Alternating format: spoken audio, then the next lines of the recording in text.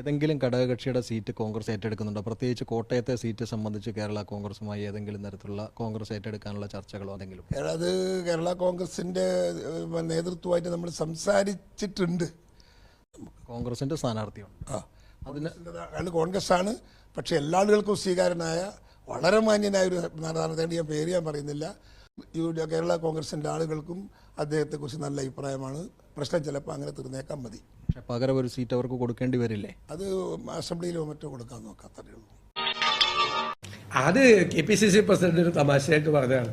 അത് UDFിൻ്റെ ചർച്ചകളൊക്കെ ഓൾമോസ്റ്റ് പൂർത്തിയായി.